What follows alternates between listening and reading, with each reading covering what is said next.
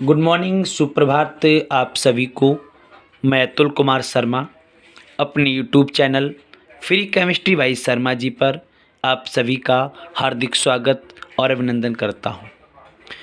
Video को start करने से पहले ऐसे सभी स्टूडेंट्स जिन्होंने मेरे चैनल को अभी तक सब्सक्राइब नहीं किया है, सबसे पहले मेरे चैनल को सब्सक्राइब कर लेंगे और साथ ही साथ बेल आइकन को ज़रूर प्रेस करेंगे ताकि मेरे द्वारा अपलोड की जाने वाली वीडियोज़ की नोटिफिकेशन आप सभी के लिए सबसे पहले प्राप्त हो सके। स्टूडेंट्स, अगर आप 12th के केमिस्ट्री बैच में जुड़ना चाहते हैं, आप मुझे इस नंबर पर जो मैंने लिख रखा है आप मुझे व्हाट्सअप करें ताकि मैं आप सभी को अपने ग्रुप में ऐड करके आप सभी के लिए निःशुल्क वीडियोज़ उपलब्ध करा सकूं और आपकी तैयारी को बेहतर कर सकूं। चलिए वीडियो को स्टार्ट करते हैं।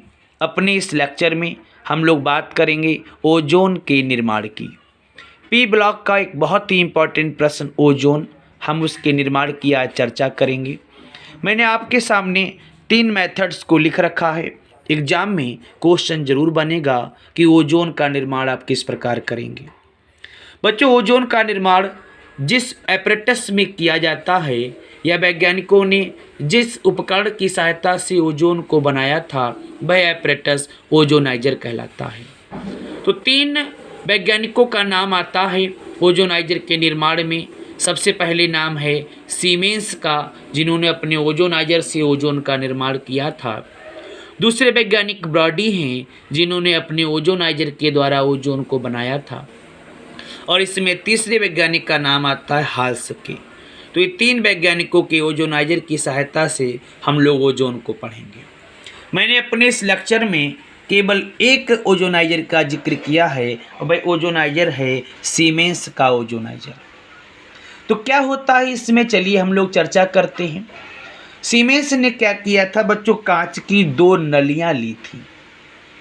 कांच की 2 समकेंद्रित नलियां ली थी। आप देख रहे हैं जो एक सिरे पर तो अलग अलग हैं, लेकिन उनका एक तरफ का जो सिरा है उसको जोड़ करके एक बना दिया गया, एक सिरा बना दिया है ताकि हम शुद्ध व शुष्क ऑक्सीजन को इन नलियों के अंदर प्रवाहित कर सकें। स्टूडेंट्स, उन्होंने कांच की नलियों के ऊपर आप देख रहे हैं मैंने ब्लू कलर से डिजाइन बना रखी है ऊपर और नीचे दोनों ओर। तो ये टीन की चादर है। टीन की चादर को उन्होंने इस नली के ऊपर लगा रखा है ताकि जब हम लोग इसमें विद्युत की धारा प्रवाहित करें, हाई वोल्टेज प्रवाहित करें, तब ये कांच की नली एकदम टूट ना जाए। टीन की चादर के जो आप देख रहे हैं दोनों हिस्से, चाहे वो इस नली के ऊपर के हों चाहे इस नली के ऊपर के हों, तो ये सब हिस्से एक प्रेरण कुंडली से जोड़ दिए गए। सभी लोग जानते हैं प्रेरण कुंडली उच्च विभव स्रोत का कार्य करती है, हाई वोल्टेज का काम करती है। जब इन चादरों को इस प्रेरण कुंडली से जोड़ करके वोल्टेज को प्रवाहित किया गया और जब वोल्टेज प्रवाहित किया गया तो ये टीन की चादर गर्म हो गई। टीन की चादर गर्म होते ही ये नलिकाएं गर्म हो गईं और इधर से सीमेंस ने प्रवाहित की शुद्ध व शुष्क ऑक्सीजन गैस। जब ये शुद्ध व शुष्क ऑक्सीजन गैस जब नली के अंदर प्रवाहित करते हैं तो वे गर्म नली से आप देख रहे हैं इधर उधर तेजी से दौड़ने लगती है और बच्चों इस ऑक्सीजन गैस का वियोजन हो जाता है। चूंकि नली गर्म है, नली क्यों गर्म है? क्योंकि टीन की चादर गर्म है। टीन की चादर क्यों गर्म है? क्योंकि टीन की चादर को प्रेरण कुंडली से जोड़ा गया जो उच्च विभव स्रोत का कार्य करती है। यह ऑक्सीजन गैस इस नली के अंदर जब घूमती है और घूम करके गर्म हो करके वियोजित हो करके जब बाहर के लिए निकलती है तब बच्चों यह ऑक्सीजन बदल चुकी होती है ओजोनीकृत ऑक्सीजन में। इस ओजोनीकृत ऑक्सीजन में बच्चों मैं बता देना चाहता हूं 10% ओजोन होती है। क्या होती है बच्चों? 10% ओजोन होती है।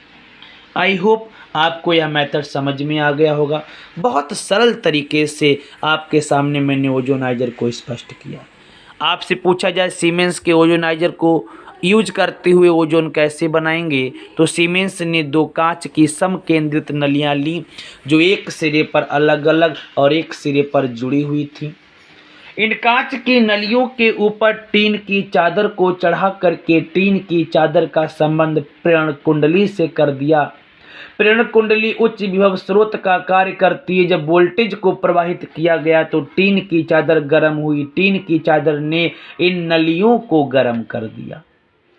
जब शुष्क व शुद्ध ऑक्सीजन गैस प्रवाहित करी गई तो वो गर्म नलियों में जाते ही वियोजित हो गई, टूट गई, और टूट करके जब बाहर के लिए निकलती है तब ऑक्सीजन ओजोनीकृत ऑक्सीजन में बदल जाती है। और इस ओजोनीकृत ऑक्सीजन में बच्चों 10% ओजोन उपस्थित होती है।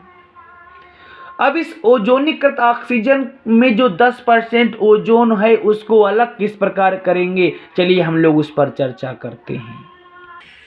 बच्चों, अब इस ओजोनीकृत ऑक्सीजन को ओजोन में कैसे बदले। हमने ओजोनीकृत ऑक्सीजन को प्राप्त कर लिया।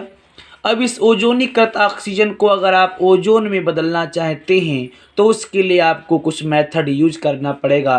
देखिएगा, हम लोगों ने इसका यूज करके ओजोनीकृत ऑक्सीजन प्राप्त कर ली, इसमें 10% ओजोन है। अब क्या करेंगे, जो ओजोनीकृत ऑक्सीजन मिली है बच्चों, उसको आप किसी कांच की ठंडी नली में से गुजारिए। वह ठंडी नली चाहे बर्फ से करी गई हो, चाहे द्रवित वायु का यूज करके उसको ठंडा किया गया हो, कुल मिला करके आपको ओजोनीकृत ऑक्सीजन को बर्फ या द्रवित वायु के द्वारा ठंडी करी गई नली में से गुजारना पड़ेगा। जब आप इस गैस को, इस ओजोनीकृत ऑक्सीजन को, जो कि गर्म है, ऊपर से मेथड का यूज करके हमने इसको प्राप्त किया है, जब आप इसको गुजारेंगे तो ये लिक्विड में कन्वर्ट हो जाएगी। और लिक्विड भी बच्चों कौन सा होगा, देखिए नीले रंग का द्रव प्राप्त होगा। ये नीले रंग का जो द्रव है ये ओजोन नहीं है, ये ऑक्सीजन पर ओजोन का मिश्रण है। अगर आपसे कोई पूछे ये नीले रंग का जो द्रव मिल रहा है क्या ये ओजोन है, तो ये ओजोन नहीं है बच्चों, ये ऑक्सीजन के ऊपर ओजोन का मिश्रण है। अगर इस पूरे मिश्रण का आसवन कर दिया जाए तो यही नीले रंग का जो द्रव आप देख रहे हैं ये बैगनी काले रंग की वाष्प में कन्वर्ट होने लगेगा। बैगनी काले रंग की वाष्प प्राप्त होगी और ये काला और बैगनी रंग किसका होता है, ये ओजोन का होता है। आई होप आपको सारा मेथड समझ में आ गया होगा। आप एक बार चाहें तो इसका स्क्रीनशॉट ले सकते हैं। मैंने आपके सामने कंप्लीट मेथड बना करके दिखा दिया है। अगर आपको यह लेक्चर अच्छा लगा हो तो अपने दोस्तों में शेयर करें। अधिक से अधिक बच्चों, अपने दोस्तों को इस लेक्चर को देखने के लिए प्रेरित करें। और हाँ, मेरे इस YouTube चैनल को सब्सक्राइब जिन्होंने नहीं किया है, मेरे चैनल को सब्सक्राइब भी करेंगे। मैं नेक्स्ट मेथड में बॉडी के ओजोनाइजर को आपके सामने प्रस्तुत करूंगा। तब तक के लिए घर पे रहिए, सेफ रहिए।